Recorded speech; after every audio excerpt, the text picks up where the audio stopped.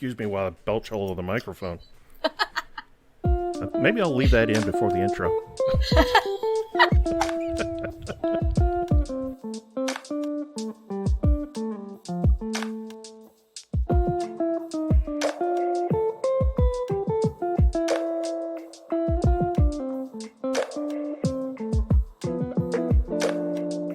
Welcome again to You Made That, a podcast about makers, making, and the things we make.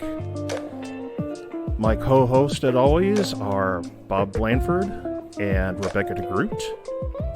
A quick thank you this week to the guys over at Reclaimed Audio. They gave us a really nice shout-out on their podcast this week.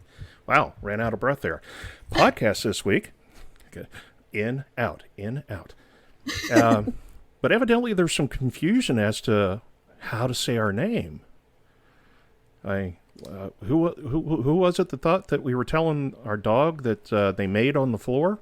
I think that was Tim Sway. Oh, Tim.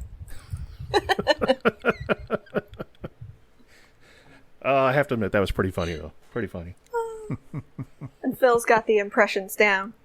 Yeah. Oh, that was great.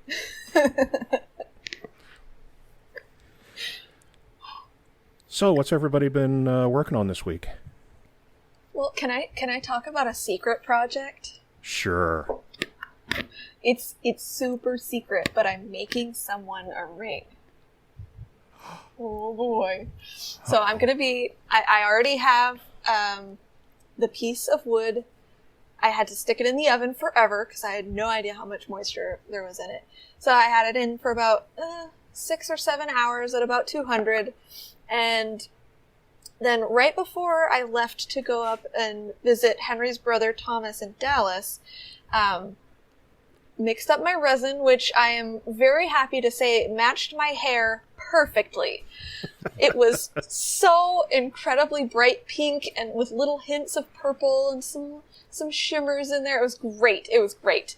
And was this you showed a video of that going under the resin on Instagram, yes. Right? That was such a satisfying video to watch. Oh, wasn't it really? Don't you love those resin pour videos where it just slowly creeps into those what little pores and holes and little grooves and everything, and it's just like flowing in. It's like a little resin waterfall into some of these areas. It's so satisfying to watch. So I put that in there, and I probably spent a little bit too much time just watching it go in because, like, by the time everything was finally clamped down and the pressure was in the pot, it was like just as I was done and walking away from the pressure pot, my timer goes off for like, you need to have that thing under pressure. I was like, oh dang, I cut it kind of close, but I probably shouldn't have been trying to like quick like pause and record and like, oh, let me do that again real quick and like let me slow down and just watch it because it's just so nice. So that I got to take that out of the pot today. So there was a good 2.5 days that I didn't actually get to see it, and I was like, oh my god, I just want to go home now so I can go and take it out and cut it up and make it into a thing.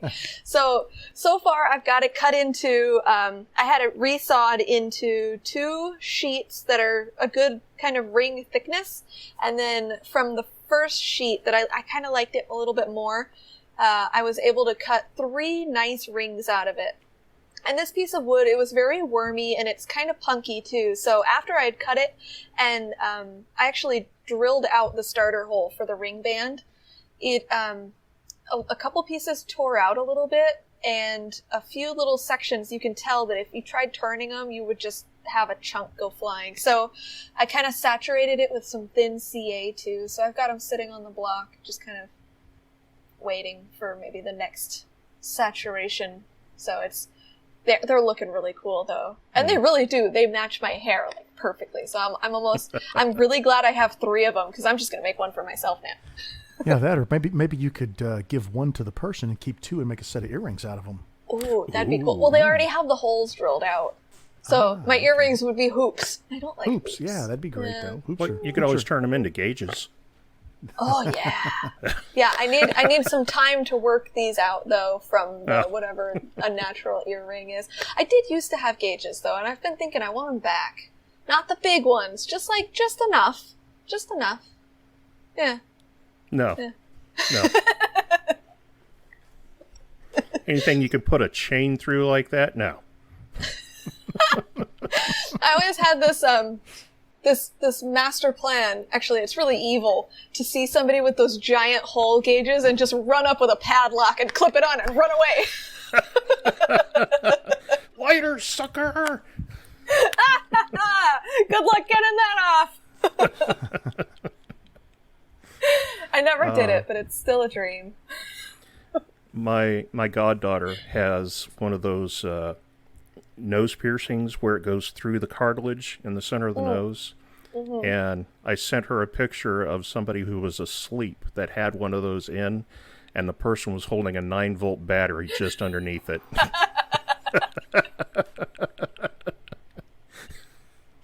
That'd be a hell of a wake-up call, wouldn't it? Wow. Oh, yeah, it would. My goodness.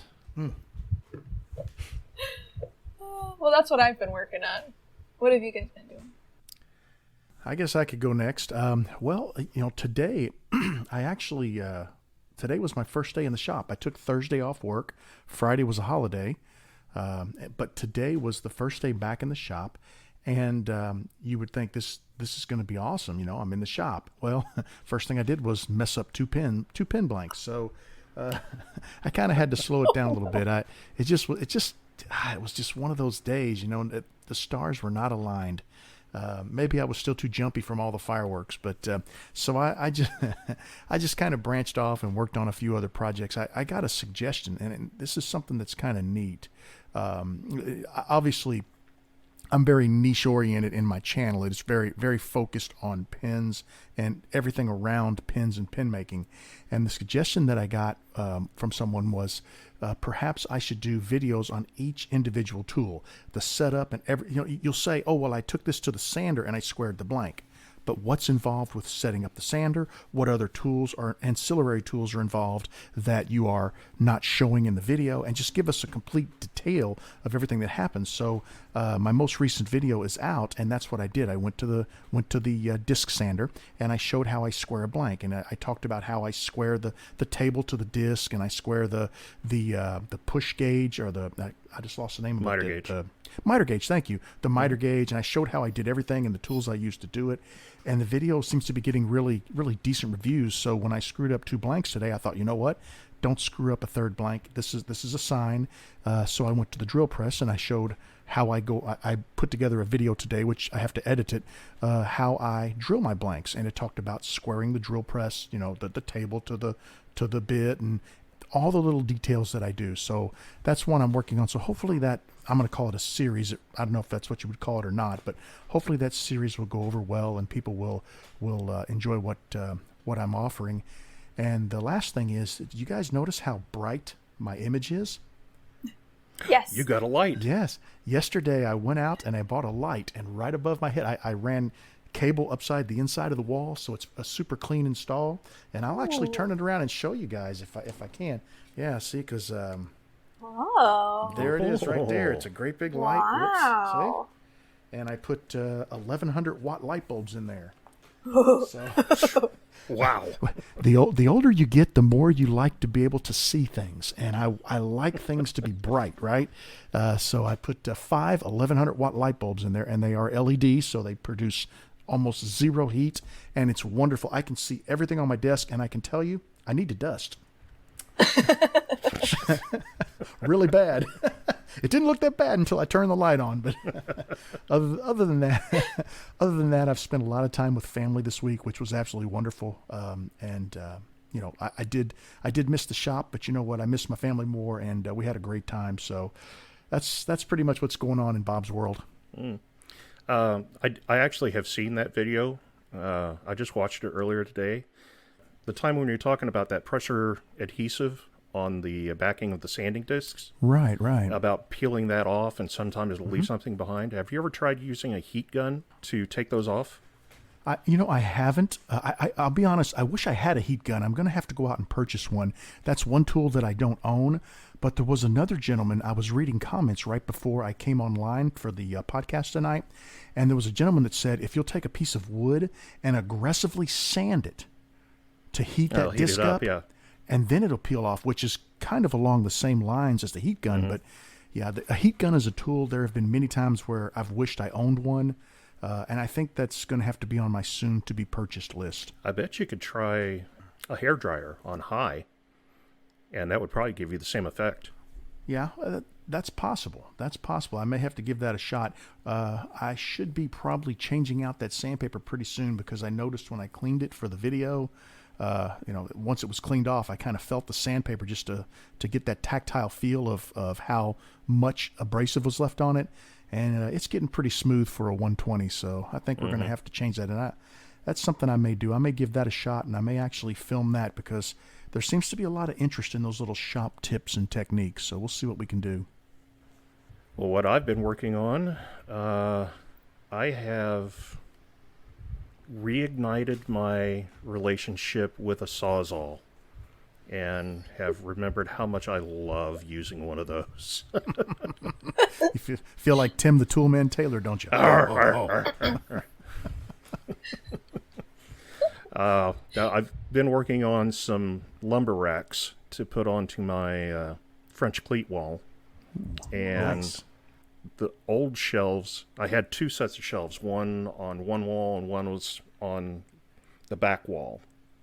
And when I went to put up the hanger next to those shelves, the hanger stuck out farther and we're going to hit that shelf. So I had to do a little deconstruction to get those out. But I was already planning on removing those anyway because I was just moving all the lumber onto one wall instead of having it take up space on two walls. Mm-hmm.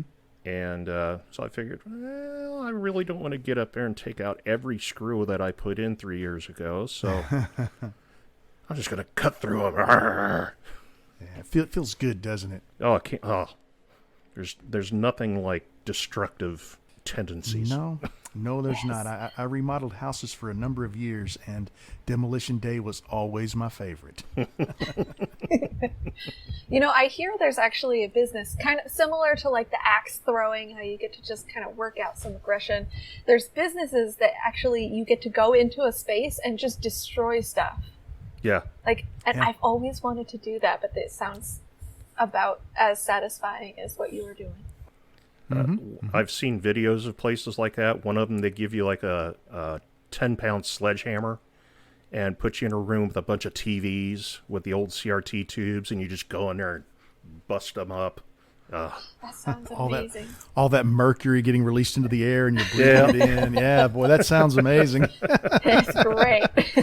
I tell you, you could have some fun. Go to the thrift store and just buy out all the 10-cent glass plates and cups, right? Mm-hmm. And then just go find you a corner somewhere and just boo. Yeah, and about a half hour after you do that, you find out that you'd actually bought $1,500 worth of china for $5 and then destroyed it. Yeah. Just don't do that much research. You'll be fine. Exactly. Okay. Avoid the research. It's just like being in school. Avoid the research. I like that. From a school teacher. She knows all the good tricks. I tell you what, Yep. she's probably seen them all. I have. All right, for today, we were going to do listener questions. And probably, yes. Can I Mr. interrupt Groot? before your incredible segue into listener questions and how amazing our audience and listeners are?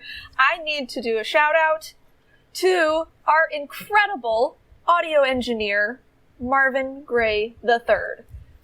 Super cool guy. He did our intro/outro. Awesome music. And he's just super cool. And we've already built kind of this relationship with him. And if you're interested, if you have your own podcast or if you're thinking about starting one, reach out to Marvin Gray. He goes by DJ Sketch Gray. And we went to school together. He was graphic design / audio engineer when I was art education and sculpture and functional art. So I just wanted to thank him for that because it is such a catchy little tune at the beginning of our super amazing podcast. Now it just makes it so much more official. And remember, you don't need to have a podcast. Let's say you have a YouTube channel and you're kind of looking to up your branding game. Give him a call because maybe he can put something together for you. Just to kind of have at the beginning of your YouTube video. Yeah, that would be awesome. In fact, that's a really good idea. I should do that. Yeah. You really don't even need a podcast or a YouTube channel. If you just want to have some music that plays whenever you walk into a room, just walk around with a little speaker with your iPhone plugged into it and just hit play every time you walk in. Man, that reminds me of something. I watched The Addams Family this weekend, the movie, and when Cousin Ed arrives, and he arrives in his big old hoopty, and he's got Snoop playing Snoop, Yeah, see, that's what you need is your own tune, and then you could just jam it out on a stereo and come cruising into the to the woodworking show, and you've got your own tune going. I'm telling you, man, you guys are missing out if you don't get on this bandwagon right now. Yes. I really don't recall Snoop being in the black and white show. No, this was the new cartoon. It's a cartoon movie, yeah. I don't know how old it is. It's a few years old, and it was a cute little movie. We rented it to watch this weekend. Friday night is pizza night, right? So we rented a movie for pizza night, and it's kind of a tradition, and we watched it. It was really good. You got to get something the whole family can watch. Yeah. Well, so far you've told us about your viewing history, and it's been things like Green Acres, Andy Griffith. So when you said Addams Family, I just figured it was the original show. Oh, well, we love the black and white show too, but we had to check out the movie. You gotta, we have very eclectic viewing taste here at the Blandford household. Well, that's awesome. Okay, back to our main topic. Yes, and since you destroyed the segue. We're going to kind of do this round robin, so each of us will grab a question that we'd like to present to the others, and any of us who have an answer to the question can pipe in, or it could just be one of us. It could be none of us. Who knows? We just don't know. Yeah. You could leave us All right. speechless. Absolutely. I'm sure at least one of them might. This is getting kind of scary because there was no preparation for this, so I'm gonna have to make this stuff up on the fly. All right, so I've got a couple already listed. Do you want me to start? I got Go. a few. Yeah, go ahead. Certainly. All right, let's just start with the first one that was a response to my first call out to my Facebook audience as to if anybody had any listener questions. What can be done to get more kids into making and art? And then a follow-up, how can the average person help?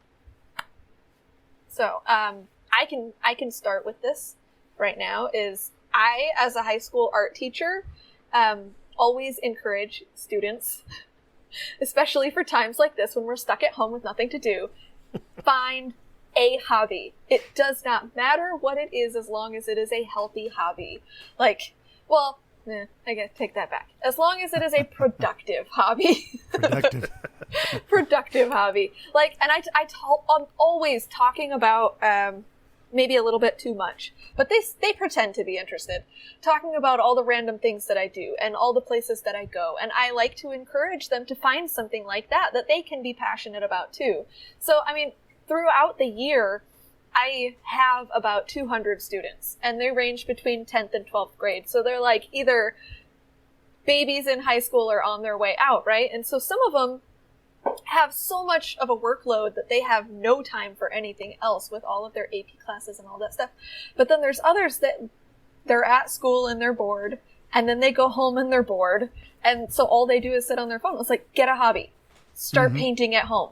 Start whittling. I don't care. I will show you. I'll bring in videos. I'll show you how to do the things that I do, and maybe you're interested in it too. I'll tell them when I'm going over to Rockler and doing a demo. It's bring your whole family. Check it out. Look at these things. Here are the meeting dates where I have 3 different clubs in the area that do monthly meetings. If you just want something to do, go do it. Don't just sit on your butt and wait for things to appear for you, because they won't. You have to actually go out and try. Okay, I'm done because we have other questions. Okay, well, from my perspective on that one, I have 7 children, right? Well, they range in age from probably 3 of them are older than Rebecca to 16 years of age, and the youngest 3 are triplets. And so my wife and I, we were very quickly outnumbered. So you have to find something for your kids to do. So we always had craft time, right? And we had these little old plastic boxes. You get them at Walmart or Target or wherever. And we always had things like wallpaper books in there and magazines and glue sticks and crayons and popsicle sticks and paints. And, we would have craft time. We would throw an old tablecloth, vinyl tablecloth over the kitchen table, and everybody would pile around the table, and you would cut and glue. And there were times, I don't know if you guys are familiar with those plotters that plot the D-size paper. The paper's probably, 3 or 4 foot across. And I would buy a roll of that paper, and I would bring it home and tear it off, and I would just take some painter's tape and tape it to the table, and I would just dump the box of crayons out on the middle of the table. And in my shop, if you've ever watched my videos, on one of the walls, you will see when my kids were, I don't remember, 2 or 3 years old, I have this probably 4 foot by 6 foot picture on the wall where my kids just sat at the kitchen table and just scribbled and scribbled and scribbled. And so now, and then of course, when they got a little bit older, I did bring them out to the shop, and all of them have turned pens. They've turned, at several years back, they were into styluses because they had their iPads from school. And we turned styluses, and my daughter did a project. They had a pay it forward project at school. And she got into my scroll saw books and found several little, maybe 3 or 4 piece puzzles, like a duck and, a rabbit. And she cut those out on the scroll saw and sold them. We finished them with beeswax so that, if a little kid had them and chewed on them, they couldn't get hurt, but they were cedar with beeswax finish. So they have their own scroll saw.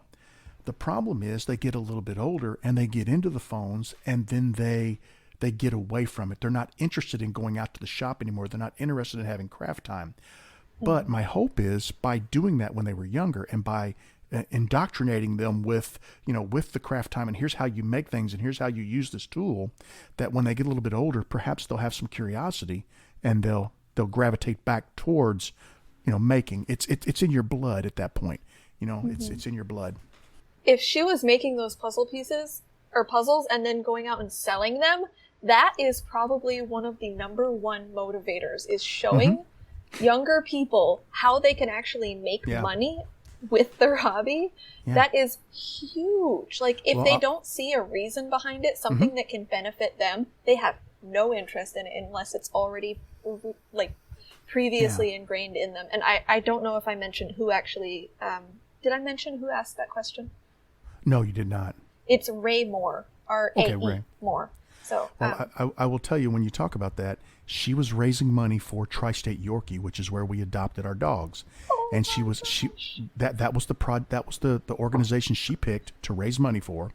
And she was selling her projects. They were 1/2-inch thick cedar, and they were 3 to 4 pieces, and she was selling them for $8 a piece, and she made over $420. Wow. Oh, but you got to realize, you have this little 3rd or 4th grade girl, blonde hair, blue eyes. She comes up to you, "You want to buy one of these?" And who in the heck is going to turn her down, right? And right? she gives you, yeah. So, I needed her to sell my pens, but it just didn't work out that way, right? But, but it is a good experience, and it taught her quite a bit. And she was pretty excited when she got to present the money to the organization. that was a big deal. We still have photos of that. Oh, that's awesome. Yeah, that is awesome. Yeah, organizations that do work like that are really have a special place in my heart. I love dogs. I'm a dog nut. Oh yeah, I am too. We are too. we love them. Michael, do you have a response for that one, or? Not really much more that can be added to what's already been said. Okay. I was going to comment to Bob that his hopes have come through with my daughter. She has recently picked up needlepoint. Ooh, nice. As just kind of a downtime hobby, something that she can zone out on. She started doing it her freshman year in college. I think it was just kind of a way to decompress. It's a great that's way another to decompress. Another good thing for hobbies is decompression. Little background info on RJBWoodTurner. I used to do a little needlepoint. I did too. Yeah, see, my mom was a seamstress, so we used to quilt and needlepoint and things like that. When, back when I was younger and at home, we would help Mom, and she would teach us how to do those things. So I don't do it any longer. I used to be able to crochet, but I can't remember how to do all the moves anymore. But I've recently been trying to learn to crochet. and I had to stop for a while because I had picked up a bunch of bad habits. Ooh, yeah. So since I was right in the beginning of it, I thought, oh, I'm just going to step away and let all that muscle memory go away and start over again. And I'm probably about ready to try again. Yeah. And the good thing is, it's like you said, the decompression aspect, if you're not trying to meet a deadline, you're doing it for fun, it really is therapeutic. So, Bob, do you have a question ready? I do. Lisa Albrecht. Lisa's a very good friend of mine, and she asked 3 questions, an individual question for each of us. So I'm going to list the questions, right? First off, was the first question. I'll just go ahead and do mine. She said, could the chaos blank be made with SpectraPly? Now, for those who aren't familiar with the chaos blank, it's a type of blank that I make where I take a bunch of blanks, I glue them together, and then I cut them apart, mix them up, and re-glue them. And the blanks look rather chaotic. And SpectraPly is plywood. It's like a 7 or 9 layer, I forget how many layer plywood, where they dye the individual layers. So you could have green and yellow, or all different colors. And the answer is yes, you can make chaos blanks with SpectraPly. And in the last set of blanks that I made, I actually used several chaos blanks in that blank, so that will work perfect. So next question, I'm going to say, Rebecca, this is yours. And I do believe that Lisa is a teacher as well. So this question, I think, really comes from the heart. And she says, Rebecca, how do you teach your classes at the end of the school year when the schools were closed? Well, it ended up being really difficult, but also really interesting. And I think we probably spent more time in our training sessions on how to continue implementing this than we did actually teaching the students. So because of different privacy issues, we weren't allowed to have any of our students in a video call. So all of it was on our online platform that the school pays a lot of money for. And we put our assignments in. The students get a notification that they have an assignment. We do any links to videos, different forms that we might have them sent, have them access during the course of their assignments, and any other resources that they might have or need to complete an assignment. And they take a picture of their finished piece and they send it back to us. And if they sent it back, they get a grade. And if they didn't get a grade. But the way that our school was doing it, and I think this is the way most schools were doing it, was whatever they had for the third quarter was what they had for the second semester. Unless they decided to actually do the work and complete all of the assignments that were necessary to complete to bring their grade up. But the issue there is I have all of the really good kids are the ones that are doing all that work, which they already have a 98 or another really high level grade. And it's not like some kid with a 78 is turning in all these incredible projects now. It's they're well, I'm already passing. I don't need to do anything. So it ended up being really interesting kind of seeing who actually tried and who did all of the work and who just kind of let it go, because they're already dealing with so much right now. But they already sort of announced that in the upcoming school year, they're going to be giving teachers don't have a choice. What am I thinking? They're giving parents the choice to have their students remotely in class or physically in class, so they can do the same process where they have all of their assignments online. And all they have to do is this certain number of assignments per week, which I think is just 1 grade per week, rather than sitting in a classroom for 8 hours a day all week. They have one thing from each teacher that they have to complete, and then they're done. So, in my mind, if you're good at time management, this might be way better for you, because a lot of students, they struggle with the classroom environment. They struggle with being distracted there because of all of the other stuff that's going on, and they might do a lot better at home.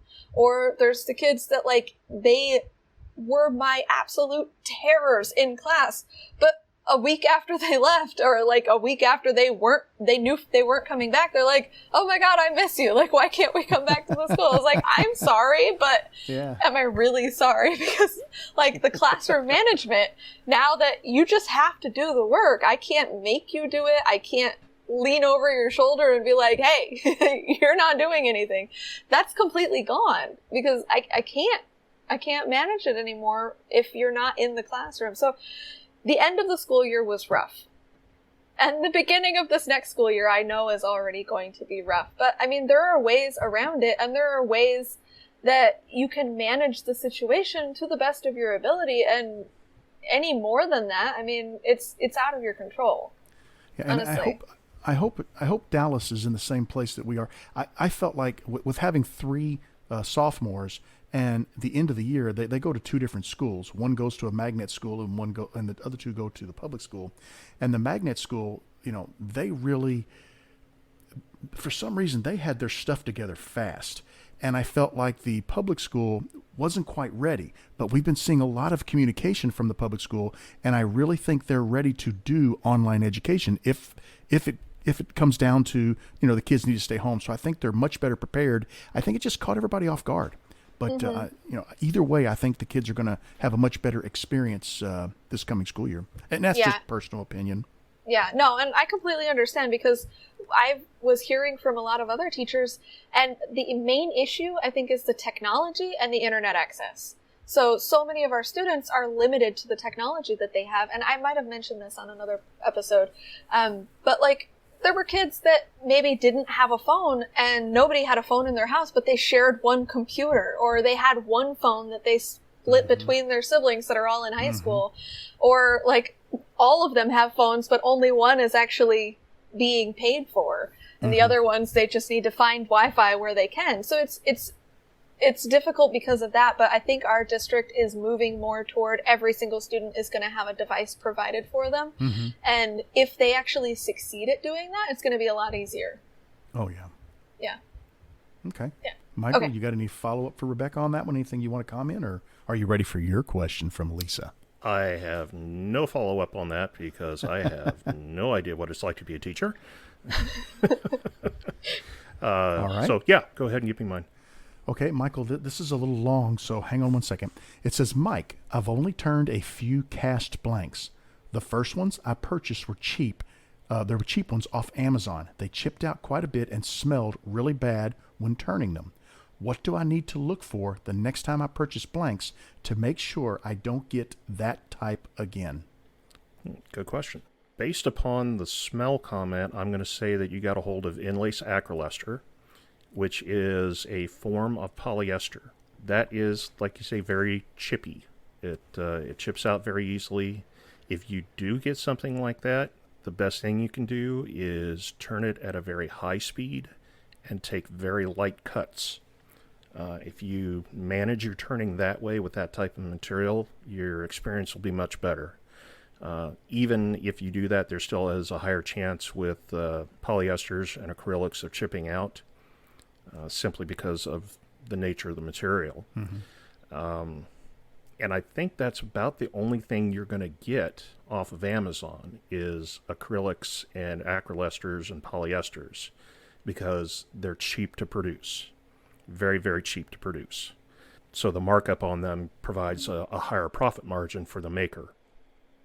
So what you want to do is go to a specialty store, someplace like Turner's Warehouse, Classic Nib. If you're looking for label cast blanks, you can go to mine. Somebody who specializes in pen supplies. And this is going to have to be somebody other than the Penn States of the world, because they also only deal in acrylics and the acrylester world, because the markup's better for them. So go to the specialty sellers, and they'll have something made out of either epoxy or aluminite. And those two materials are much more forgiving than any of your polyesters or acrylics. You've heard, I think all three of us talk about aluminite and how it turns like butter. Epoxy can be just the same way. The only difference between the two is on the maker's side, because there's a part of the process called demolding, and that's the amount of time that you have to leave the casting in the mold before you pull it out. And with aluminite, you can demold that in as little as 2 hours or up to 4 hours, depending on your casting conditions. With epoxy, it has to stay in the mold for 24 hours. So the way people have to calculate overhead in their cost changes based upon either using Alumilite or epoxy. The way I like to think of it is, if you're using epoxy and want to produce the same amount of blanks that somebody using Alumilite does in a 24-hour period, you have to own more molds because you can only turn those molds over every 24 hours.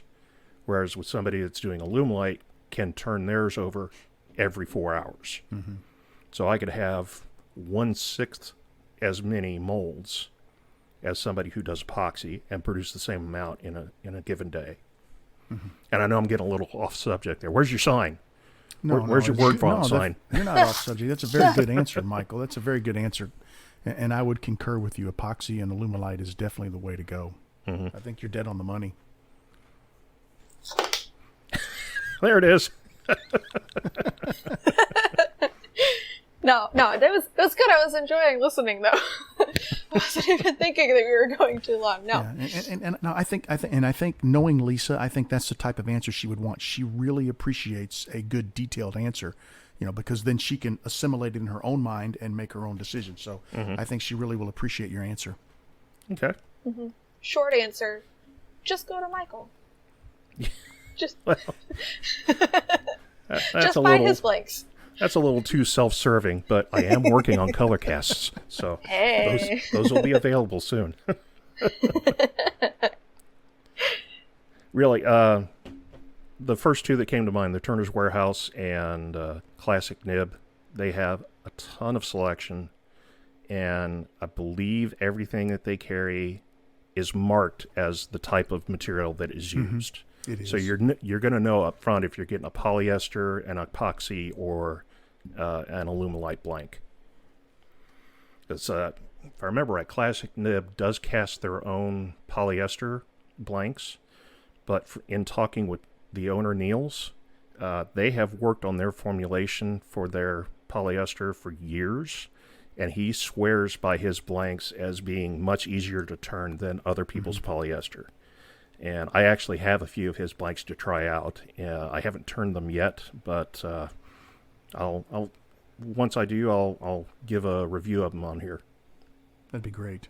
So, any other feedback on that question from anyone? No, I think you nailed it. I don't have anything. Do you have a listener question, though, Michael? Yes, I do. The first one kind of got knocked out of the way with that last question, because a friend of mine, Brian Smith, had asked, does the terminology used for non-wood blank really matter in the pen world? Can't we just call them acrylic and get on with it? And my answer to that short answer is yes, it makes a difference, because it's going to define the turning experience that you're going to have. So I'll move on to the next question. And this one's kind of easy. Rich Paul asks, what show did you binge watch during the lockdown? And for me, I was actually binging Supernatural, because the final season of that is out right now. Well, it had been out right now and was going to be available on Netflix. So I was going to be able to watch all, I think, 15 seasons from beginning to end, and I watch it over lunch at work. So I get an episode a day that I can watch. So I don't know if that technically counts as binge watching, but that's what I'm going with. But because of lockdown, they only got to finish half of the season. So I'm not going to watch all 15 years again. I'm just going to have to wait for the other half of the last season to come out. So that's my answer. That's still a show I haven't watched. You haven't watched Supernatural? I have not. Oh, my God, you have to. Well, now that Great I know show. that there's 15 years of shows. Well, 14 and a half. I don't know if that's something I'm willing to dive into right now. So, what did you binge on, Rebecca? Well, I have a very long list because, as you know, teachers are one of those essential, but not essential enough that we actually have to meet with people during the lockdown.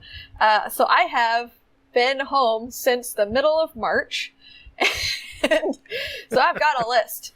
So I finished watching Handmaid's Tale, and oh my goodness. If you haven't watched it, you should watch it. It is so insanely intense and relevant is a kind of, I'm not sure if that's the right word, but it's possible. The whole situation that's going on in that show is entirely possible, and it's terrifying. So I don't like it, but I love it at the same time. So it's really interesting. So I finished watching that, and oh my goodness. And then I binged most of the way through Dexter and got distracted when I realized that Nip Tuck was finally on Hulu. So I've been watching Nip Tuck and Dexter. So we know kind of what kind of things I like. And then completely unrelated to any of the other shows, I've been watching, I started watching Adventure Time. That just about gave me whiplash. I know. And it's just one of those shows that you can just kind of listen to in the background, and every once in a while, like, what the heck just happened? So it's one of those just sort of background noise shows that I like to watch and just chuckle at every once in a while, just all the shenanigans they get into. So I've been, every once in a while, when I just, again, back to decompression, when I really need to decompress, I'll just turn on Adventure Time, I'll forget about what's wrong with the world right now, and I'll just kind of chill out and do some sanding on some mushroom bodies. And it'll be a good afternoon. But, yeah, I know I've watched my way through more shows than that. I think there were a couple others that I ended up finishing. British Baking Show I've been binging. But after a while, that starts to put me to sleep just because it's so soothing. Like, I learn all sorts of new things. Like, did you prove the dough? It's like, I didn't even know that was a thing. It's like, oh no, they didn't do that. Huh? You got to let the dough rise. You've got to prove it. No, it's such a good show. So I've been watching that, and then we just watched an entire season of Warrior Nun yesterday. I guess it's a new show on Netflix. I think it's Netflix. That it's like, it's crazy. It's really cool. It's kind of cool. But like, we started watching it, and it was just like, what the heck is this? Like, sort of as a joke, started watching it, and then we just got so into it. We're like, okay, let's watch all of it. So that was done in a day, and now we don't have any more to watch. And it just ended on like a cliffhanger. Like, well, what the heck? What's gonna happen next? So now I already need season 2, and this first season just came out, so I'm gonna have to wait a while. But, yep, that's about it. Bob? Well, in this day and age, this may sound kind of odd, but we don't have any streaming services that we subscribe to. I do have cable TV. I know cable TV, that's so 1980, right? We have cable TV, and I don't really watch a lot of television. Probably the closest thing that I could say I come to binge watching is every day at dinner we may sit down and my son will put on MeTV, and generally he loves Hogan's Heroes, so I watch 2 episodes of Hogan's Heroes during dinner every night. So that might be about the closest thing I could say to binge watching. But I have been black and white, that's right. Actually, it's in color. But I do binge listen, and I have been binge listening to the Pen Addict podcast. They have well over 400 episodes, so it's taking quite a long time to work through the episodes, and I've got a long way to go, but I'm just enjoying it because of the information. And I'm at a point now, I'm up around episode 60 or so, and they're starting to get, well, they recently got into fountain pens. Initially, they just talked about pens, right? Ballpoint pens, and not really ballpoints, but roller balls, gel pens, and the nicer pens, right? Mm-hmm. And now they're starting to evolve. The guys who are doing it are starting to get into fountain pens, and I think that continues to evolve throughout the series because of some of the recent episodes I've listened to. They're really into that. So it's kind of fun seeing their evolution because that's what's sort of happening to me. is I started out turning pins, and then from turning pins, I started getting into the bespoke pins, and now I'm starting to kind of get into fountain pins. So really, I'm kind of following their same track. So it's very interesting to listen to them each episode that they've produced, and just kind of just take it in. Plus, it's nice in the shop in the background, just to kind of have that going, and you sort of listen. I don't want to say subconsciously, but you're listening, right, and picking up tips and tricks, and I have to say that I've actually ordered several things that they've talked about. Oh. Because yeah, like one of the things is, and I'll mention it real quick. There is a mechanical pencil. I love mechanical pencils, and of course my wife has it now, and I just forgot the name of it. It'll come to me in a moment. But as you write with the pen, it rotates, so it constantly moves the ink or the lead out of the pen, so you don't have to stop and click it. It's always advancing your lead, and so I ordered one of those, and it was in blue, which is my wife's favorite color, and now that is my wife's favorite mechanical pencil. What So I need to order sorcery another is this? Yeah, shucks. I wish to heck I could remember the name of it. It's not like Staedtler, is it? No, it is not Staedtler. It is a Japanese pen, and I'm actually, as we're talking, I'm starting eBay, which is where I bought it through, and I'm going to look up the name of this pen, and I'm going to share it with you because it is a relatively recent purchase, and I really love this thing, and I'm going to get another one for me. So, While he's looking that up, Michael, do you have a favorite brand pen or pencil? Ooh. As far as, are we talking cheap or expensive? Your choice. Okay, I'll go with cheap. Okay. The G2s from Pilot, the gel pens. Ooh.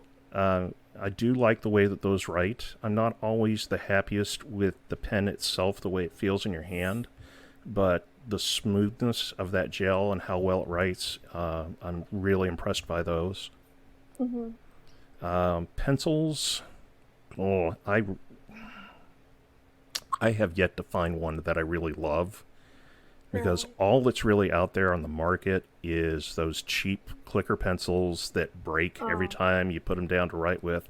I just saw a video today on YouTube of a guy that has a shop mechanical pencil, and I'm going to have to go back through my viewing history to get the name of it, but he showed the difference between the click mechanism between the cheap one and the one he has. He did 10 clicks on each one, and the lead on the cheap one was out about 3 times as longer as the shop one. Oh my goodness. And the shop one that he has costs maybe $12, he said, but there's a shaft that comes down around the lead so that you can get into tighter spaces than you could with the cheaper ones. Oh. So you can still use a 0.7 lead and not worry about breaking it off if you're trying to trace the interior of a diameter on some wood. Oh, that's nice. okay. Yeah. So I'm going to look into getting one of those and trying it out. Yeah. Did you say what brand it was? I do not remember. Okay. I'll send that to you in a text message or something. Oh, yeah, that'd be great. Okay. I actually... Oh, go ahead, Rebecca. I'm sorry. Oh, I was going to say, just speaking on the long kind of nib on there, I love those really long marker tips. It's like I don't even know, it's like over an inch long, just like the metal tube around the marker tip so that you can really get around into those spaces. But I don't know if that's the same thing that you're talking about. No, because it's a mechanical pencil. Yeah, it's a mechanical pencil. So Yeah, this is like a long nose Sharpie or something. Yeah, you know how on a mechanical pencil, how it typically comes down and then you've got a small metal stub that your lead extends out of? Yeah. That one is extended out farther on this shop pencil that he has. Nice. Okay. So it looks like Bob is ready. Yeah, well, I'm chomping at the bit to talk about this. No, this is the mechanical pencil that I bought is called a Kuru Toga Advance. I will put that in the show notes. It is a 7mm mechanical pencil, and I paid $9.30 off of eBay to have it shipped to my home. And if you look up, and like I said, with it being in the show notes, if you look up the Kuru Toga, you will see what I'm talking about. There's some diagrams out there that sort of explain how as you write, it rotates and continuously brings the ink out, so that it always, you know how when you're writing and you're holding your pen, sometimes one side of the pen it'll make like a point on the opposite side. It kind of grinds it off at, say, a 30 or a 45 degree angle. It constantly rotates so you don't get that point. So if you've ever snagged your paper and tore it with a mechanical pencil, you reduce the possibility of doing that, because since it's rotating, the lead, the 7mm lead, stays sort of smooth, and it's always available. So it's kind of a neat pen, and I'll be ordering another one for myself here very soon. Still sounds like sorcery to me. Yes. Yeah. You know what? You've got to check it out. For $10, for under $10, it is pretty sweet. Yeah. So I think we've made a single round here on questions. Am I correct? Yes. Okay. You are correct. Back to Rebecca. Okay. Oh, do we want to go serious or funny? Your call. All right. Joel Crawford asks, would you rather... It's a would you rather. All right. Would you rather fight one horse-sized duck or 100 duck-sized horses?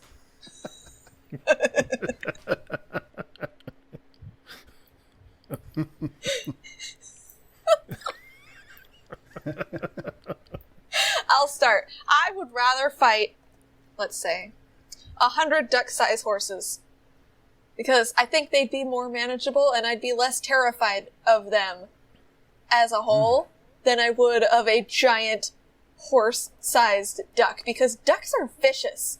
Like, they will bite you, and their bills are not forgiving. So I would rather fight 100 duck-sized horses. How about you? I would have to agree with you on that, because let alone the size of a horse-sized duck, I have seen the damage that a goose can do. So yeah, a horse-sized duck will chew you up and spit you out. But 100 duck-sized horses, I could just fall down and kill probably about 25 of them.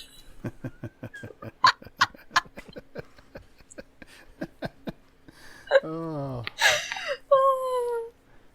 Man, this is so philosophical. I mean, I'm actually sitting here in my mind thinking about, a horse can bite pretty hard too, right? And if you got 100 of those little devils coming at you, nipping at your heels. Yeah, but their mouths are so tiny now. Well, but they're quick, right? They're quick. And a duck's bill, a normal-sized duck's bill is tiny, but if you've ever been flogged by a duck, that sounds kind of bad, doesn't it? But if you've ever been flogged by a duck, man, they hurt if they come up behind you and get you on the back of the leg. Yeah, So I guess I'm almost leaning towards a horse-sized duck, right? I think I'm leaning towards. I think I'm going to disagree with you guys. I think I'm going to go with a horse-sized duck. You're a braver man than I. Well, Well, good luck to you. You cannot keep your eyes on 100 duck-sized horses. They're all around you. You've been surrounded. At least I know where my adversary is, right?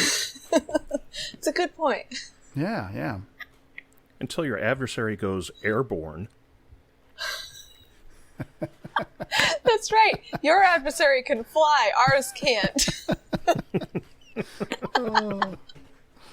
Okay. Well, Bob's saying, I might have to rethink this. Yeah. I'm thinking. Have plenty of quackers to feed the duck. I just imagine if that duck did get airborne and decided to drop a load on you. Oh my god.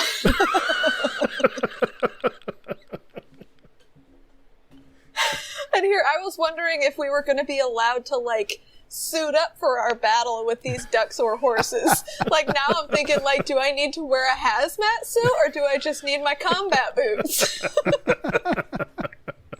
Oh, okay. Okay, I think we're ready for the next question. All right. This one is a lot less. This won't be too bad, I don't think. Robert Dudinsky over at Crosscut Creations sent in a question, and he says, what's your go-to easy win shop therapy project if you need something to get you back to feeling good in the shop? That's a good one. I have answers for this, and I'm gonna feed off of a little bit of what Jimmy DiResta has mentioned on their podcast, Making It, multiple times, that when he just needs to go in and he needs to kind of clear his mind, he just starts sweeping the shop. And I have come to that point where, especially during everything that's going on right now, like just getting things organized is so helpful. I don't want to say, it sounds just pretentious to say my creative process, but I mean, it just helps clear my mind and get me into more of a place where I can go out and start my day feeling so much better, because there's so many distractions in the shop that if I just take some time and organize or sweep up or make sure that everything is where it's supposed to be, it gets me into a better creative mode, and it helps me actually be able to focus on whatever I'm doing.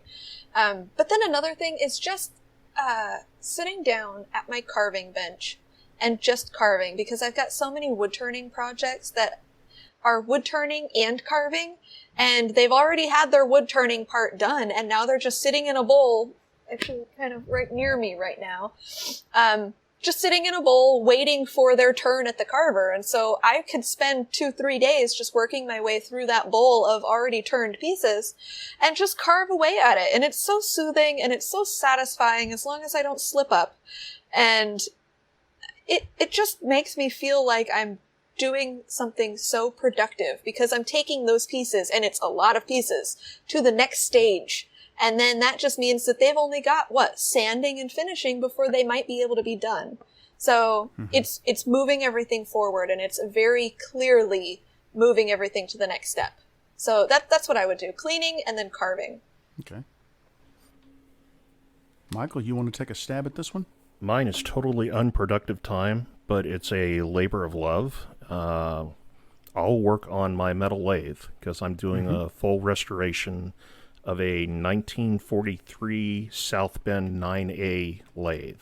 I'm stripping off all the old paint, putting new enamel paint down, replacing all the oil wicks, and cleaning all the gears. So I'm stripping it all down. Probably going to be in the process of rewiring everything, because the guy I bought it off of unhooked the motor from the switch box, but didn't take a picture of it before he did. Ooh. So I've got 4 wires from the motor, and I have no idea where they go in the switch box, and there are 9 posts in there to attach to. So well, hopefully there's some great resources out there, a little machine shop or something like that can maybe give you there are about 2 or 3 South Bend lathe groups that I'm a member of on Facebook, and there are multiple people on there that know the wiring on those back and forth.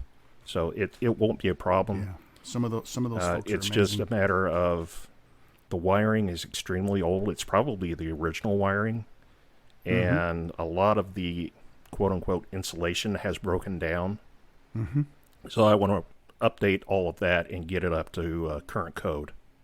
Perfect. Well, for me, Rebecca kind of got my answer. It's cleaning. And those of you that follow me on my vlog channel know that there are many times where I'll go out to the shop and I'll start the camera and I'm like, I don't know what I'm going to do today, so I'm just going to start cleaning, because what happens is I have so many partial projects that I'll start cleaning off a bench and I'll find something and it's like I need to finish this, and next thing you know, I've got a project. So and it's just, cleaning is therapeutic, and I think I think the reason why is because as I was growing up, I would work with my father, and early on, that was my job. I pushed the broom. I picked up the trash. Cleaning was my job. It's what I did. It was beneficial. It helped advance our project. It was productive, but it gave you time to think, and you can really think while you're cleaning. And an example of that is today I was working in the shop and I damaged a blank, and I set it aside because I want to fix it. Well, I couldn't come up with any way to fix it. So I even said in the video, I'm going to forget about this. And I finished up for the day, and I'm cleaning my shop, and because I closed everything down, and I'm walking out of the shop, and it hits me, boom, out of the blue, not even thinking about it. I right now know how to fix this blank. So next time I'm in the shop, we'll do the fix. So it's a great way just to clear your mind, forget about things, find things, and I get the best ideas. It's almost like inspirational. We had an inspiration episode. It's kind of inspirational to me because I get my best ideas when I'm not thinking about the process. Mm-hmm. So that was a great question. I appreciate that. Definitely. I like that one. Do you guys have a, sorry to feed off of that one, do you have an area of your shop? Like I've got my bowl of things that have been turned that need to be carved, and then I've got another shelf of pieces that I've started that just need the next step that aren't necessarily carving, but they're just in progress, where I'm either kind of at a sort of a mental block on what to do next, or finding motivation to start them, but it's just an in-progress area where I know that thing can go further than it already has, but I haven't gotten to the point where I'm ready to do that yet. Do you have a spot or a section or like a bucket or a bin or something that you have those things? I do. I have little partially finished projects all over the shop, but the main area where I have those things is, a while back I made something I call a maker cart, and it is 2 foot by, it's 2 foot by 2 foot plywood, 3/4 inch plywood. And so I cut a 4x8 sheet up into 2, 4, 6, 8, 4, what is that, 8? Boy, I tell you what, I can't even remember now. But it's a cart on wheels. I can roll it around the shop, and I can pull out one of these 2 foot by 2 foot tabletop things, whatever you want to call them, pieces of plywood, and I can set it on top of the cart, and I can work on something. And when I'm done working on it, I can slide that back in and pull another one out. Well, if you were to look at that cart, I'll bet there are 40 to 50 projects on there that are in some state. This is something I want to do, or this is something I started, I need to finish, or this is something I totally screwed up and it's going to lay there until I come up with an idea of what to do with it. But my maker cart is really my area, and it's very mobile. It can go anywhere in the shop. Awesome. Michael? I'm jealous that the two of you have enough space in your shop that you can have more than one project going at a time. No, really, with 102 square feet, it's hard for me to have more than one project going at a time. That number keeps going down every week, Michael. What's happening here? I keep remeasuring the space and saying, nope, that was wrong. Nope, that was wrong. You know what the problem is? You need to sweep your shop out more often because the dust is building up, and it's taking up too much room, and you're shrinking the size of your shop. So you need to jump on the bandwagon with Rebecca and me, and you need to start cleaning. Yeah, that's right. Well, see, my response to that actually would segue into my next question. Ooh. So I can kill two birds with one stone here. And I'm going to go with a question that I actually stole off of Rebecca earlier this evening from Tony and Nikki Actines, Aktines. I'm not sure if I'm saying that right or not. But their question is, what do you wish you had been told earlier in your woodworking career hobby, Tony? What I wish I had been told is to take your time and plan out your shop. Don't just throw stuff together all higgledy-piggledy and think that you're going to have enough room. Your hobby is going to expand. Regardless of whether you want it to or not, you're going to become interested in other things, and you're going to want that space to be able to explore that in your shop. So what I'm having to go through right now is tearing out everything that I've done up to this point, reorganizing so that it makes sense and is somewhat scalable to my needs. That's why I'm putting in the French cleat walls. I've decided that I'm going to French cleat every wall in there so that I can have tools at their appropriate locations. I might have more than one set of tools if needed. Like I could have Allen wrenches on my workbench and also over by another piece of equipment that needs them all the time. It's just to make my life easier and to make it more organized. And with the French cleats, it gives me the ability to change things on the fly. So if I need to eke out a little bit of space in an area to, I don't know, put in, I wouldn't even know what to think of right now. But if I got a new piece of equipment and had to find some space for it right now, it just wouldn't happen because everything is just so disorganized and there's so much wasted space in there. So that would be my answer. And it kind of covers both of those, I would think. Okay. And Rebecca? What do you wish you had been told earlier in your woodworking career hobby?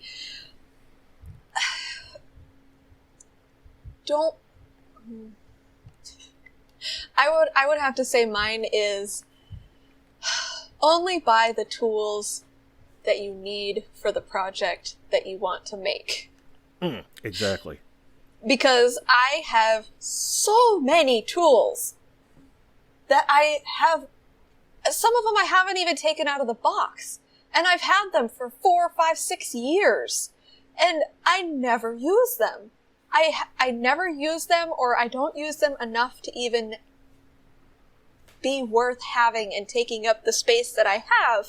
Even though it's a good amount of space, all that space is completely necessary because like I said before, I've got a million things going on all at any given time, and I've got an 8x7 foot dinosaur standing in my shop too, and that takes up quite a bit of floor space too. And it's like, if I could just bear to part with these tools or these things or jigs or random objects that I thought I needed the time that I got them. But my mindset then was, I think I could use this down the line. I shouldn't do that. I need to stop doing that. And if people would have maybe told me that before, maybe I would have realized that they weren't being just pessimists and just be like, you're never going to use that. But like, if you don't have a reason to use it, you might not ever use it. Like I've got these segmenting jigs that I bought probably about 5 or 6 years ago, and it's one side, so it's for the left cut and the right cut. So there's 2 big boxes that are just sitting in my shop, never opened. They were explained to me in detail though, and I was like, yeah, I'll definitely start segmenting now that I have these things. But it's like, I've never done a segmented piece, ever. I've done a lot of random glue-up pieces, but never anything segmented. And I have the ability to do it because I have those boxes that I eventually need to set up. But it's like, don't go out and buy all the tools you think you might eventually need. Figure out what you're going to make, and then buy the tools necessary to make that thing, and then expand on that. If you then realize that you want to do something else, then let it evolve into that other thing and buy what you need. Don't go out and buy an entire shop. Which is, I mean, kind of a little bit of what I was doing. But I mean, granted, a lot of the stuff that I have is used. So it might have just been a really good deal. Like, my younger brother ended up giving me one of my scroll saws, but for whatever reason, I have 2 scroll saws that are in the corner collecting dust. But I got one of them for free, so I mean, why not take that? Especially because I have, like, these students that sometimes actually listen to me, and they get a hobby that's really cool, like woodworking, and I could be like, here, take my extra scroll saw. I don't need 2 of them. I did that with a lathe, and it's like, one of these days, like, hopefully they'll be able to pass that on to somebody else. But it's a lot of wasted money if you go out spending everything on tools that you don't need just because you think you have to have them. Just because you think that to be a woodworker you have to have this tool or that tool or whatever other tool. Just figure out what you're doing and then figure out what you need. I really wish somebody would have told me that. But my dad had all the tools that he could possibly ever need, and I was like, that's something my dad had. I think I need that. That's something else he had. I could probably use 2 of those. You trust me, you do need it. You need it. I need it eventually. And until you do need it, Bob would be more than happy to store it for you. Let me just ship these things up to that'd be several great. states away. That'd be great. That'd be great. For me, I just wish somebody would have turned me around, put their hands on my shoulders, looked me dead in the eye, and said, "Focus, boy, focus." Because for me, I mean, honest to God, that's the truth. Because I mean, how many tangents have I got off on my little channel? I jump from one thing to the next because I find so many things interesting, and I'm constantly looking at that woodworking squirrel. Right? I start working on my metal lathe, and it's like, oh, squirrel, and I'm off on bespoke pins. Ooh, squirrel, and I go to casting, and I'm constantly jumping around, and it's so hard for me to focus. Because there's so many things I want to do. I want to experience. I want to learn. I want to build. I want to be able to do all this stuff because it just excites me and it just, it makes me happy, right? Mm-hmm. But focus would have been, if I had focus, I would have spent a lot less money. I would have a lot fewer things going on, and I'd probably be a lot better at some of the things I do. Instead of being the old jack of all trades, master of none. I would be a little more focused. Yeah, that to me, that's it. Yeah, I noticed you kind of backed off that casting. So, if you need somebody to take that pressure pot off your hands. I tell you, Michael, I hope to get back into that casting. But, if I just need a one-off blank, I got a guy. Yeah, I bet you do. That Ernie Baraga, he does a hell of a job. Ernie's a cool dude. He's a cool dude. No, we all know I'm talking about Michael DeLauter. Check him out at LostRiverPens.com. LostRiverPens.com. There you go. Mike, send that check to RJBWoodTurner. Yeah. Check's in the mail. Ka-ching. Let's move into dad jokes. Dun, dun, dun. Dun, dun, dun. So who would like to start this week? Rebecca. Me? Okay, all right. Hold on. Next time, Rebecca, be a little more prepared for the show, would you please? Hey. This is the most important segment of the show. It's so good. Okay, I'm frozen, but what is the best thing about elevator jokes? They work on so many levels.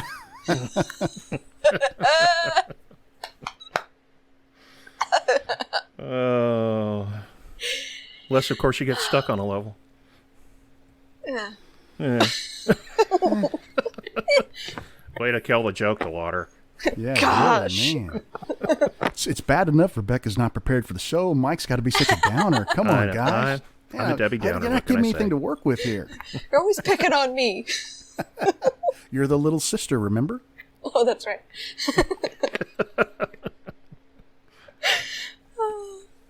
All right, I'll go next. Mine is, I made a pencil with 2 erasers. It was pointless. And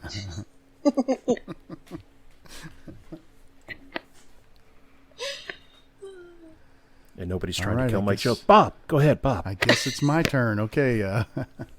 What did the DJ name his son? Eric? You got to kind of see the hand motion on that one. See, I'm working the turntable. You guys watching or listening to audio can't see. I'm working the turntable. Eric? See that? I think your explanation of the joke was funnier. Yeah, I look like I'd be a DJ working a turntable, don't I? You got a middle-aged fat dude. That's me. Somebody just joining this conference would probably think this guy is having a conniption fit or something. Oh my God, Bob's having seizures. Yeah. Well, see, the thing is, it would be funny if the camera was pointed straight at me, but it's at the side. It's pointed up, so I'm having to get up at an angle. Eric. I look like I'm having a heart attack or a stroke or something here, Come on. Oh, see, this is why we've got to record a couple of these to put on YouTube. Yeah. Oh, goodness. Do we have any listener jokes? I think I have one. Rebecca, do you? I might have another one. Tim Wadley keeps sending me the jokes. They're great. All right. But I have to find it. I'll go ahead and tell mine then while you look that one up. This is the last listener joke that I have, so bear in mind, people, we would love to hear more of your jokes, so please chime in and send some to us. Michael will give you the address in just a minute, but this last joke comes from my good buddy Eddie Stipe. What do you call an alligator detective? An investigator. Oh, Eddie. Okay, Rebecca, you're on. You know what? I don't think he's sent any since the last one. What? Get on the ball. That's too bad. I know. Oh, can I mention something that's going on in the maker community right now? Sure. And it hopefully will be by the time we post this. The Tiny Top Challenge. Have you guys seen that? Yes. Yes. I can't see things that small. If you are looking for a way to really challenge yourself and your eyes and your catch, I guess, if the thing flies off the lathe, try out the Tiny Top Challenge. Now, I'm not talking about shirts. I'm talking about spinning tops. Yeah, you would not want to see me in a tiny shirt. It'd be like a cut off Body by Budweiser type of thing. And yeah, it wouldn't be pretty. You ever see skit with Chris Farley and Patrick Swayze where they're trying out for Chippendales? Yes, I've seen that. Yeah. That would be it. Oh, that sounds funny. I don't know if I've ever seen it. Oh, you haven't seen that? I'll look it up. Yeah. Go find that on YouTube. Okay. The thing about the Tiny Top Challenge is that I didn't quite get, don't your tops need to actually spin? Well, Because my reasoning is they can spin once. And then you'll never find them again. Exactly.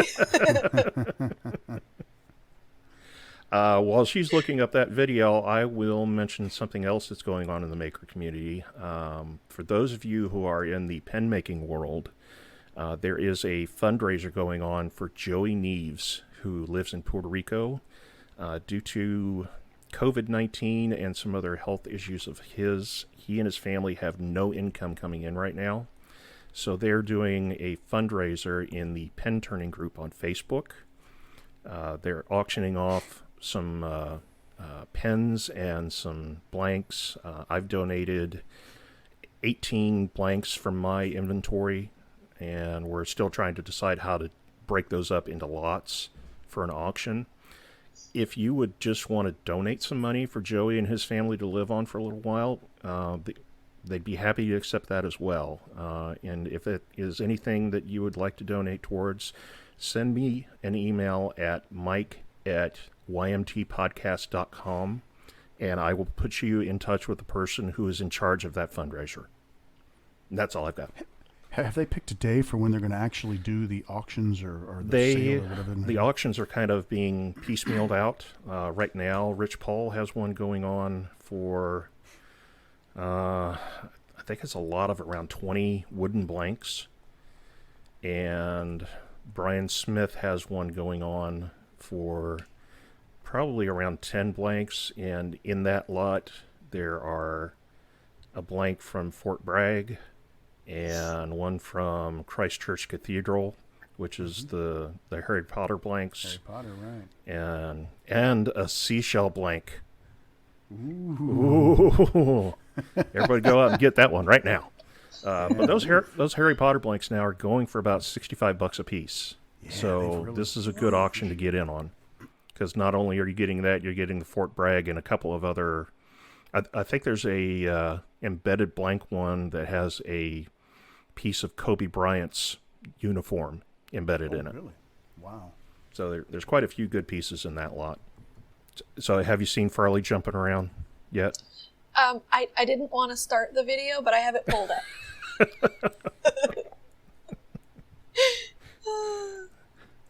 This is Rebecca reacting to a video on a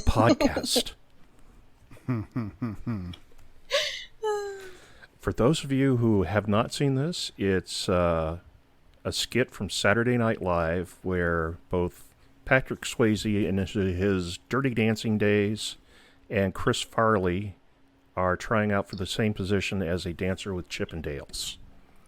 And if Rebecca would be so kind, since she has it pulled up, to maybe drop that link in the show notes, those of you who are interested could take a look and have a laugh.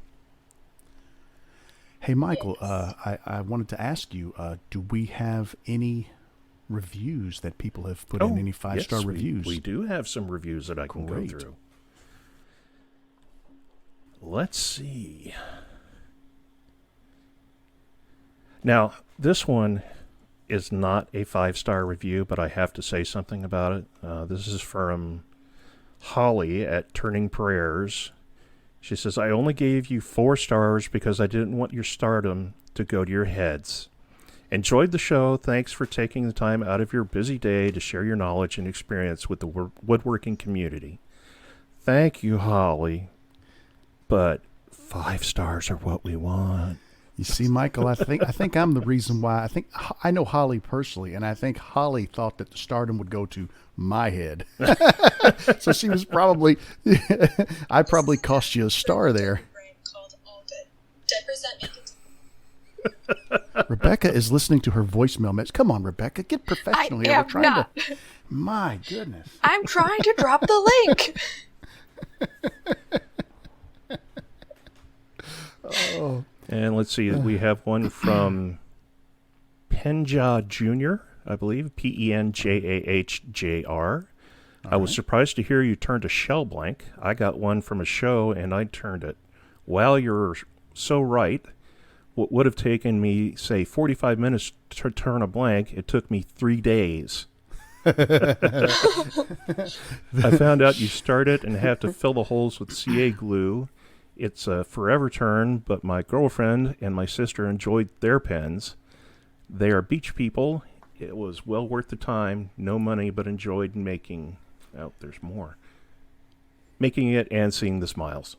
So, if you're going to make a shell blank, I strongly urge you to go to the store and buy fake plastic shells and then embed those in the resin blank and turn that, because, wow. And that is a hard blank to turn, and it is so dangerous.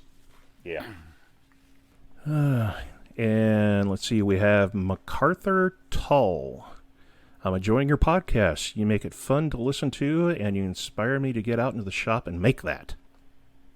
That is awesome. Love it when they work our title into their reviews. I know. That's the best. Double his check. Ka-ching. This next one I am assuming is Georgia Woodturner. It's G.A. Woodturner. This was an awesome program to learn more about you all and Holly. I am glad she's back to turning. Looking forward to seeing what she does. Oh yeah, and thanks for sharing my dad jokes. Makes me feel like a celebrity. Looking forward to the next program. Terry. All right. Awesome. So that is all the new reviews that we have. I love hearing those reviews, and please get out there and give us 5 stars. We're not below begging. We will beg for those 5 stars. Please. They just so everyone knows, they help you advance in the rankings, which means more people get your podcast in front of them and potentially become listeners. So they're very helpful. 5-star reviews are extremely helpful. Yes, they are. Anything less than that is kind of hurtful, actually. Yes, Holly. Gosh, Holly. Come on, Holly. Get with the program. Not that we're singling anybody out. Holly. 5-star reviews. Holly. Really help us get our show out there. Holly. We will berate you on the podcast. We shouldn't do this because people will think it's funny that we're berating them, and everybody will give us a 4-star. So we oh man, we just really screwed up there. We only do this because we know Holly and we love her. That is true. She's a wonderful person. Mm-hmm. She's gonna drop us down to a 3-star. Yeah. Actually, if you could just drop one person on the podcast down to a 3-star, I think you two would be safe. Yeah, because she doesn't know how mean I am yet. Yeah, when we are off the air, she really cracks that whip, guys. Let me tell you. I know. I know. Got my teacher look down to a T. Uh-huh. This right before we came online, she was talking to us, and she was so red in the face that you could just see the anger exuding from her complexion. That's from kayaking. I got fried.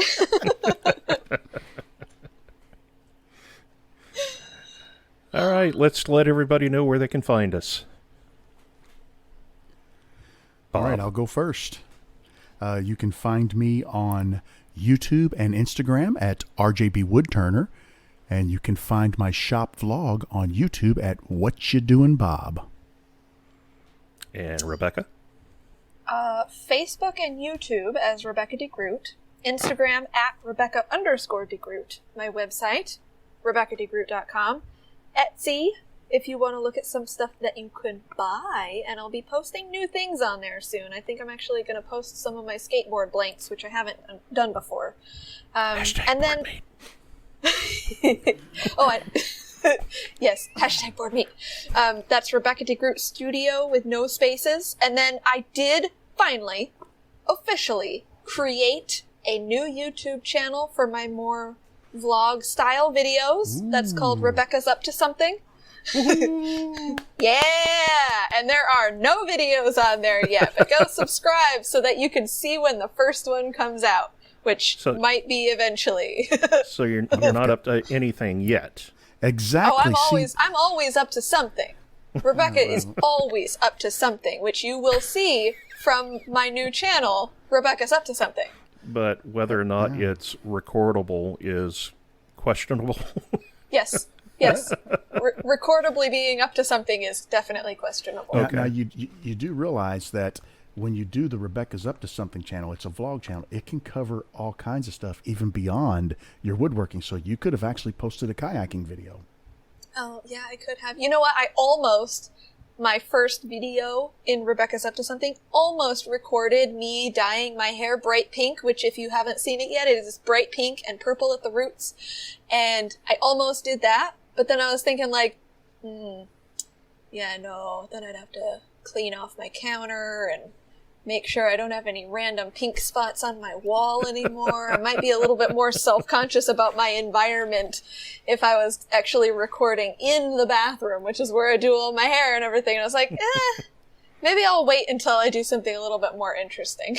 But it sure was fun. But no, videos will be coming soon because I think I'm going to spend a little bit more time recording things that I don't edit as much because that's what holds me up. But Rebecca's Up to Something on YouTube if you are interested. Be sure to get a link to that in the show notes because I'm looking for it, and I guess because there are no videos yet, it's not coming up, but I keep seeing a lot of other videos by other Rebeccas, like Rebecca and Sophia Into the microphone, Grace. Bob. I don't know. Oh, yeah, you got to look at the microphone. See, the phone is on the right side, the mic's on the left. We need... I couldn't have even put up a sign to say talking to the microphone because you're looking at your phone.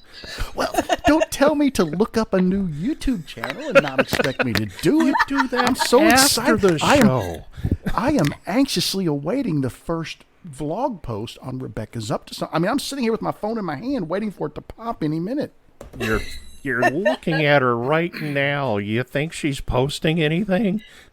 Well, hey, I actually did post something during the recording of the podcast. you know how these young people are. They're constantly online. They're tuned in. They're always posting stuff. Us old guys, we have a hard time keeping up. So I'm just trying to keep up. Mr. Blandford, do I have the show for you? You sound just like Mr. Haney. Yeah. All right, so you can find me at Lost River Pens on Facebook, Instagram, YouTube, and www.lostriverpens.com. See how that works, Rebecca? Everything's the same. Yeah. Well, I was going to ask, everything is just my name. I was going to ask on Instagram, was Rebecca DeGroot already taken? I think it was. There's another one of you? I need to go beat that person up. I know! What the heck? You know, speaking of Instagram, I might have finally convinced my dad to join. Maybe. We'll see. He says he's going to look into that Instagram thing I keep telling him about. What? Please make his handle Daddy Degroot. Yeah, Daddy Degroot, yeah. You know, I hope he does join Instagram because I love his TikTok channel. It's amazing. Those dance moves, wow. I tell you what, that dude can cut. He can cut a rug, right? Mm-hmm. I apologize, everyone, for this episode going so long. I hope you haven't fallen asleep.